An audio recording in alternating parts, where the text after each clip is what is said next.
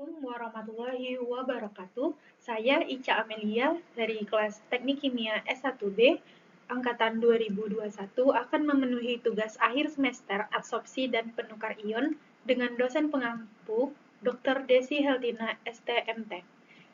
Judul yang saya ambil adalah pengaruh variasi adsorben terhadap penurunan kadar CO2 dalam biogas.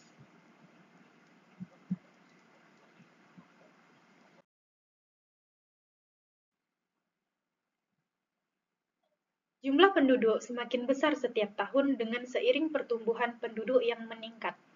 Dengan pertumbuhan penduduk, maka penggunaan energi fosil menjadi tinggi sehingga ketersediaan energi semakin terbatas.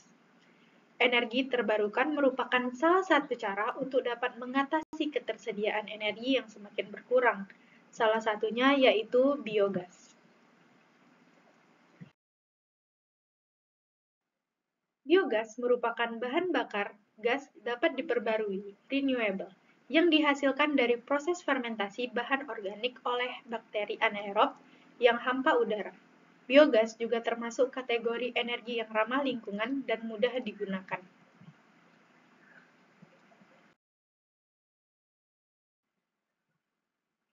Produk biogas yang pertama yaitu metana sebesar 50-70%. CO2 sebesar 25-45% dan sejumlah kecil dari hidrogen, nitrogen, dan H2S.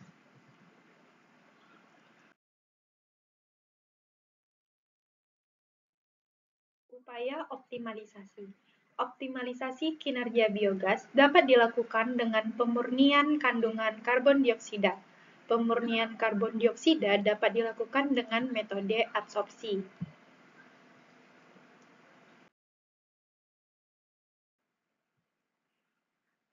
Metode adsorpsi merupakan proses adsorpsi dapat digambarkan sebagai proses molekul-molekul material menempel pada permukaan zat penyerap akibat gaya van der Waals dan ikatan kimia pada permukaan zat padat. Pemurnian kandungan biogas, khususnya kandungan karbon dioksida, dilakukan proses pemisahan dengan pengkontakan campuran gas dengan cairan penyerapnya yang bertujuan untuk menghilangkan salah satu komponen gas. Adsorpsi kimia merupakan salah satu cara untuk mengurangi kandungan CO2 dalam biogas. Pada adsorpsi kimia, reaksi kimia yang terjadi dapat mempercepat laju adsorpsi dan meningkatkan kapasitas pelarut untuk melarutkan komponen terlarut.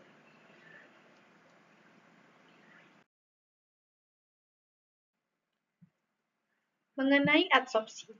Adsorpsi adalah fenomena fisik yang terjadi saat molekul-molekul gas atau cair dikontakkan dengan suatu permukaan padatan, dan sebagian dari molekul-molekul tadi mengembun pada permukaan padatan tersebut. Proses adsorpsi dapat berlangsung jika suatu permukaan padatan dan molekul-molekul gas atau cair dikontakkan dengan molekul-molekul tersebut. Maka, di dalamnya terdapat gaya kohesif termasuk gaya hidrostatik dan gaya ikatan hidrogen yang bekerja di antara molekul-molekul seluruh material.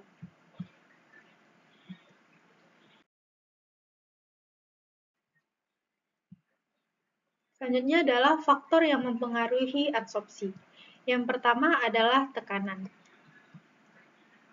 Tekanan yang dimaksud adalah tekanan adsorbat. Kenaikan tekanan adsorbat dapat menaikkan jumlah yang diadsorpsi. Kedua adalah temperatur. Temperatur absolut. Temperatur yang dimaksud adalah temperatur adsorbat. Pada saat molekul-molekul gas atau adsorbat melekat pada permukaan adsorben, akan terjadi pembebasan sejumlah energi yang dinamakan peristiwa eksotermis. Berkurangnya temperatur akan menambah jumlah adsorbat yang teradsorpsi. Demikian juga untuk peristiwa sebaliknya. Selanjutnya adalah interaksi potensial. Interaksi potensial antara adsorbat dengan dinding adsorben sangat bervariasi, tergantung dari sifat adsorbat dan adsorben. Selanjutnya adalah jenis adsorbat, seperti ukuran molekulnya. Ukuran molekul yang sesuai merupakan hal yang penting agar proses adsorpsi dapat terjadi. Karena molekul-molekul yang dapat diadsorpsi adalah molekul-molekul yang diameternya lebih kecil atau sama dengan diameter pori adsorben. Selanjutnya adalah kepolaran zat. Apabila diameter sama, molekul-molekul polar lebih kuat diabsorpsi daripada molekul-molekul nonpolar. Molekul-molekul yang lebih polar dapat menggantikan molekul yang kurang polar yang terlebih dahulu terabsorpsi. Selanjutnya ada jenis adsorben. Karakteristik adsorben yaitu yang pertama ada kemurnian adsorben. Sebagai zat untuk mengabsorpsi, maka adsorben yang lebih murni lebih diinginkan karena mampu mengabsorpsi dengan lebih baik. Yang kedua ada luas permukaan dan volume pori adsorben. Jumlah molekul adsorban yang terabsorpsi meningkat dengan bertambahnya luas permukaan dan volume pori pada adsorben.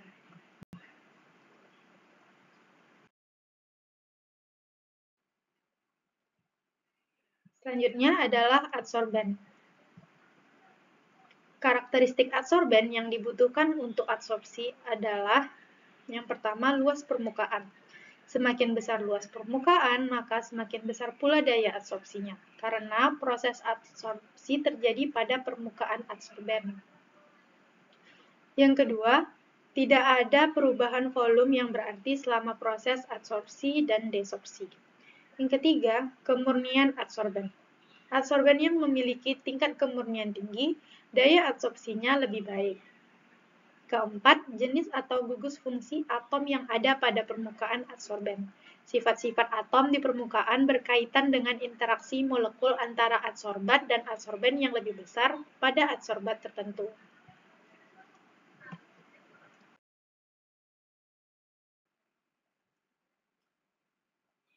Selanjutnya adalah jenis adsorben. Ada banyak jenis adsorben yang salah satunya yang akan saya jelaskan. Yang pertama adalah silika gel. Silika gel cenderung mengikat adsorbat dengan energi yang relatif lebih kecil dan membutuhkan temperatur yang rendah untuk proses adsorpsinya dibandingkan jika menggunakan adsorben lain seperti karbon atau zeolit. Selanjutnya adalah aktif karbon.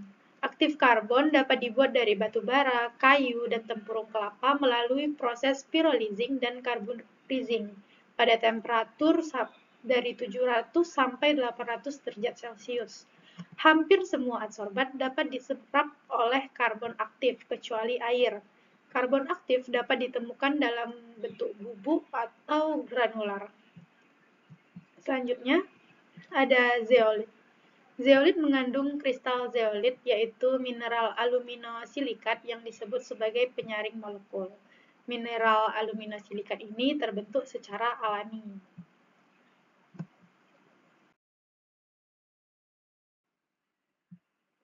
Selanjutnya adalah karbon dioksida. Karbon dioksida merupakan gas tidak berwarna dan tidak berbau yang terdiri dari dua ion untuk bergabung dengan unsur-unsur penting lainnya, seperti oksigen, nitrogen, dan fosfor, dan dengan hidrogen untuk membentuk molekul organik yang penting untuk metabolisme dan reproduksi sel. Nah, kandungan CO2 dalam biogas perlu dihilangkan atau dikurangi agar biogas bekerja secara optimal.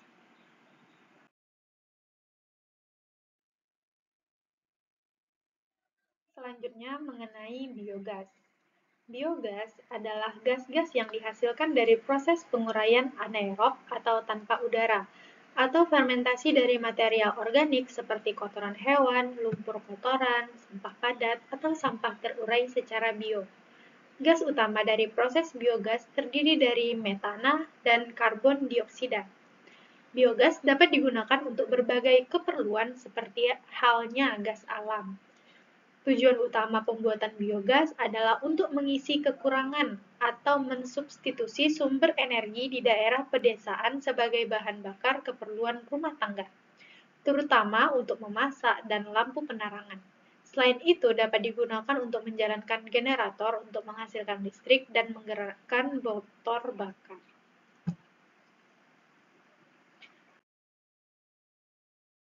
Hasil dan pembahasan. Dari beberapa jurnal yang direview yaitu yang pertama, proses absorpsi CO2 dengan berbagai adsorben mendapatkan hasil yang berbeda-beda. Daya serap absorpsi dipengaruhi oleh luas permukaan adsorben, yang terutama pada jenis adsorbennya.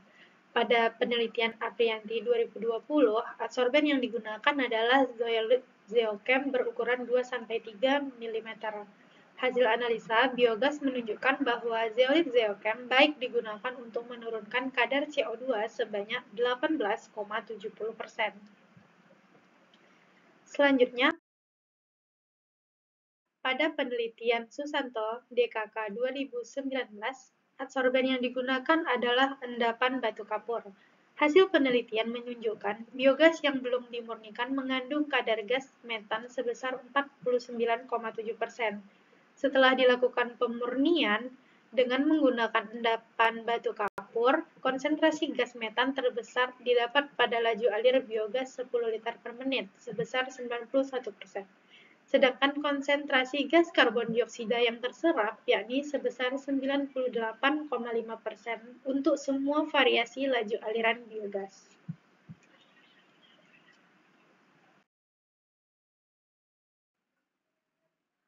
Pada penelitian Purba DKK, adsorben yang digunakan adalah larutan NaOH.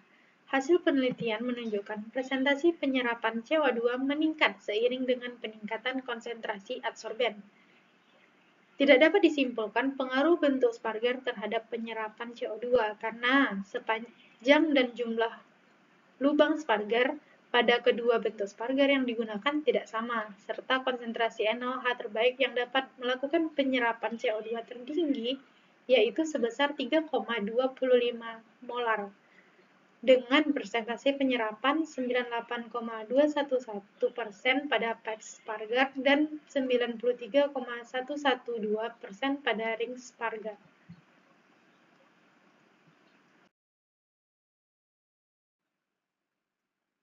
Pada penelitian Iriani DKK 2020, adsorben yang digunakan adalah arang aktif 32 mes.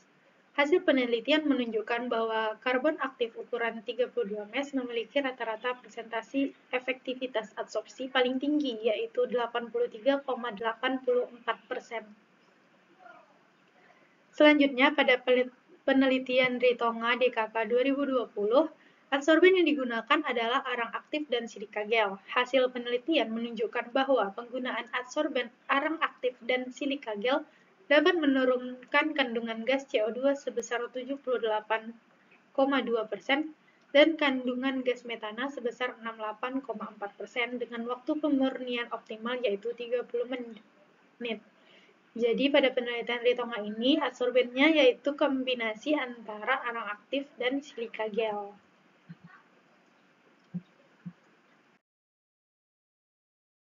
Penelitian selanjutnya yaitu Widya Stuti DKK 2013 dengan menggunakan adsorben dari karbon aktif cangkang sawit. Hasil penelitian menunjukkan persentase penyerapan gas CO2 menggunakan karbon aktif dengan aktivasi kimia H3PO4 sebesar 6,1%. Sedangkan pada penelitian Nuklea dan Harian Dini 2017 menggunakan adsorben K2CO3. Hasil penelitian dapat disimpulkan bahwa semakin tinggi temperatur, laju liquid, dan konsentrasi promotor, maka persen CO2 removal juga semakin meningkat.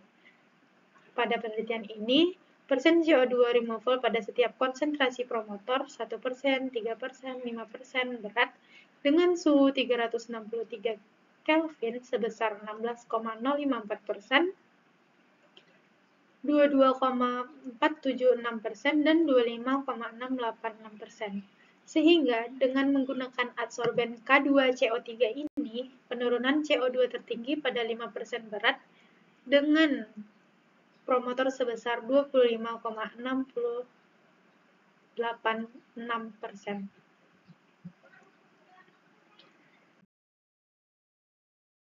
Selanjutnya adalah penelitian Simbolon dan Purba 2023. Adsorben yang digunakan adalah campuran dari NaOH dan MdEA. Laju alir optimal yang digunakan yaitu sebesar 150 ml per menit. Sedangkan semakin tinggi konsentrasi MdEA pada larutan adsorben, maka semakin tinggi penyerapan CO2. Konsentrasi MdEA terbaik pada penyerapan CO2 yaitu dengan penambahan MdEA 6% ke dalam larutan adsorben. Pada penelitian ini dihasilkan persentase penyerapan CO2 terbaik sebesar 58,158%.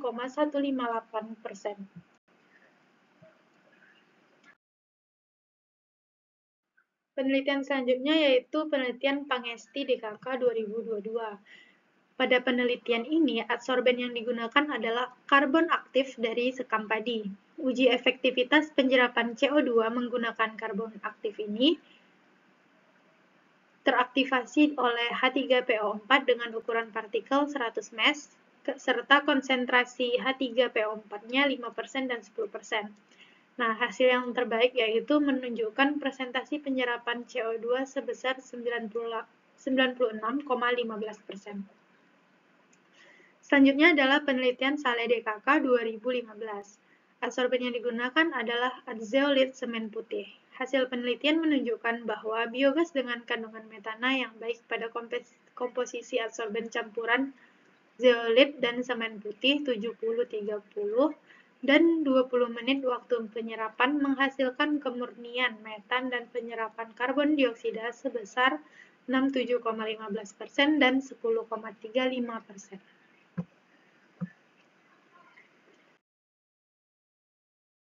Dari hasil review dari beberapa jurnal tersebut dapat disimpulkan penurunan kadar CO2 dari masing-masing jenis adsorben. Berikut tabelnya. Dari tabel hasil ini, maka dapat diambil kesimpulan bahwa pemilihan jenis adsorben dapat mempengaruhi penurunan kadar CO2 dalam biogas. Pemilihan adsorben paling efektif terdapat pada jurnal Susanto DKK 2019 dengan jenis adsorben endapan batu kapur dengan penurunan kadar CO2 sebesar 98,5%.